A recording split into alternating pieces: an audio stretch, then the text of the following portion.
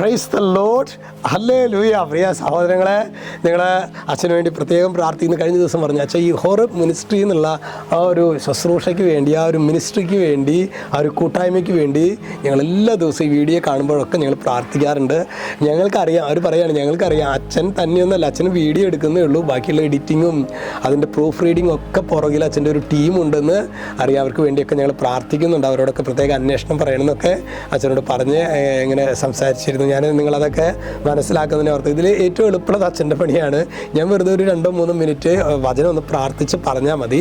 ശരിക്ക് എഡിറ്റ് ചെയ്ത് അവിടെ കുത്തിയിരുന്ന് എഡിറ്റിങ് നടത്തുക, അതുപോലെ തന്നെ അതിൻ്റെ പ്രൂഫ് റീഡിങ് നടത്തുക, അതിൻ്റെ ഒക്കെ പുറകിൽ ഒരു മിനിസ്ട്രിയാണ്, ഒരു സുവിശേഷ വേലയുമായിട്ട്. അതുപോലെ തന്നെ അച്ഛൻ എപ്പോഴേക്ക് പോവുകയാണെങ്കിലും അതിൻ്റെ ഒക്കെ പുറകിൽ നിന്ന് അധ്വാനിക്കുന്നത് പ്രിയ സഹോദരങ്ങൾ, അച്ഛൻ്റെ മിനിസ്ട്രിയുടെ അതിശക്തമായിട്ട് ഈശോ കുറച്ച് വ്യക്തികളെ നൽകിയിട്ടുള്ളത്. അതുകൊണ്ടാണ് അവരാണ് ശരിക്ക് ഈ ദിവസങ്ങളൊക്കെ ഞങ്ങൾ പ്രാർത്ഥിക്കുന്നൊക്കെ ഉണ്ട് കേട്ടോ. ഞങ്ങൾ മിനിസ്ട്രി ഒരുമിച്ച് കൂടുമ്പോഴൊക്കെ നമ്മുടെ ഈ ഒരു മിനിസ്ട്രിക്ക് വേണ്ടി പ്രാർത്ഥിക്കുന്നവരെ കൂടി ഞങ്ങൾ ഓർക്കുന്നുണ്ട്. പിന്നെ നമ്മളൊക്കെ ഒരു കൂട്ടായ്മയാണ്. ഇത് കാണുന്നവരെല്ലാം നമ്മളെ നേരിൽ കണ്ടിട്ടില്ലെങ്കിലും നമ്മുടെ ഒരു കൂട്ടായ്മയാണെന്ന കാര്യം നിങ്ങൾ പ്രത്യേകമായിട്ട്. പിന്നെ തീർച്ചയായിട്ടും ഇന്ന് നിങ്ങൾ ഏതൊക്കെ പ്രതികൂലങ്ങളിലൂടെയാണ് കടന്നു പോകുന്നത്,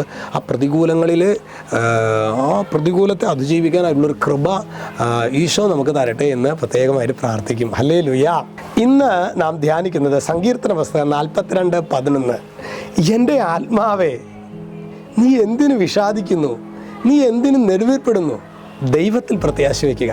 ചിലപ്പോഴൊക്കെ നമ്മുടെ തന്നെ ഒരു അവസ്ഥയല്ലേ സഹോദരങ്ങളെ, നമുക്കറിയാം കർത്താവിൽ ശരണപ്പെട്ട് കഴിഞ്ഞാൽ, എന്നോട് പലരും പറഞ്ഞിട്ടുണ്ട് കർത്താവിൽ ശരണപ്പെട്ട് കഴിഞ്ഞ് പ്രശ്നം മാറുമെന്നറിയാച്ചാൽ, പക്ഷെ കർത്താവിൽ ശരണപ്പെടാൻ പറ്റുന്നില്ല എനിക്ക്. അപ്പം ഞാൻ എന്നോട് തന്നെ പറയുകയാണ്, എൻ്റെ ആത്മാവേ, നീ എന്തിനു വിഷാദിക്കുന്നു, നീ എന്തിനു നെടുവേർപ്പെടുന്നു, ദൈവത്തിൽ പ്രത്യാശ വയ്ക്കുക. ഒരു പക്ഷെ ഒരു ഭക്തൻ്റെ ഈ ഒരു വീണു പോകുന്ന ഒരു അവസ്ഥയെ വചനം ശരിക്ക് പ്രതിഫലിപ്പിക്കുകയാണ്. നോക്കിയേ, നമ്മൾ പറയുന്നത് പോലെ തന്നെ വചനത്തിൽ കാണുകയാണ്, എൻ്റെ ആത്മാവ് നീ എന്തിനെ വിഷാദിക്കുന്നു, നീ എന്തിനു നെടുവേർപ്പെടുന്നു, ദൈവത്തിൽ പ്രത്യാശ വയ്ക്കുക.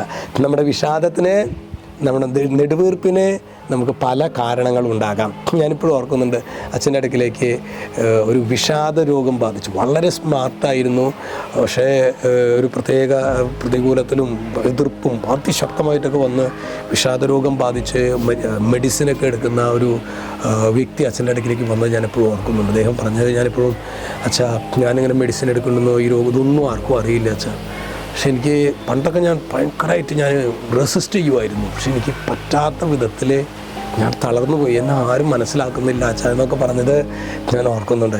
ചിലപ്പോൾ നമ്മുടെ ഇങ്ങനെ നമുക്ക് തന്നെ എന്തിനു വിഷാദിക്കുന്നു, നീ എന്തിനു നെടുവേർപ്പെടുന്നു, ദൈവത്തിൽ പ്രത്യാശ വയ്ക്കുക. പ്രിയ സഹോദരങ്ങളെ, നമ്മുടെ ജീവിതത്തിൽ ഒന്ന് ഒരു ഒരു എംപവറിങ് ഇഫക്റ്റ് നമുക്ക് കിട്ടുന്നതിന്, അതുപോലെ നമ്മുടെ ജീവിതത്തിൽ ചിലപ്പോൾ തിരുത്തേണ്ട മേഖലകളുണ്ടാകും, അത് നമ്മൾ തിരുത്തുവാനും അങ്ങനെ കുറേ കൂടി ഈശോ ആഗ്രഹിക്കുന്ന വിധത്തിൽ നമ്മുടെ ജീവിതത്തെ കെട്ടിപ്പടുക്കുവാൻ വേണ്ട ഒരു കൃപയ്ക്ക് വേണ്ടി നമുക്ക് പ്രാർത്ഥിക്കാം.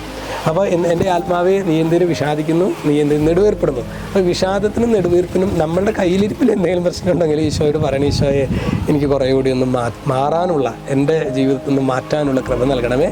അതുപോലെ തന്നെ ദൈവത്തിൽ പ്രത്യാശ വയ്ക്കാൻ വേണ്ട കൃപ, ആ കൃപയ്ക്ക് വേണ്ടി നമ്മൾ പ്രാർത്ഥിക്കുകയും ചെയ്യാം. ഈശോ നമ്മെല്ലാവരെയും സമൃദ്ധമായിട്ട് അനുഗ്രഹിക്കട്ടെ. രക്ഷിതാവായ യേശു ക്രിസ്തുവിൻ്റെ നാമത്തിൽ ആശീർവദിക്കുന്നു, ഇപ്പോഴും എന്നേക്കും. ആമേൻ.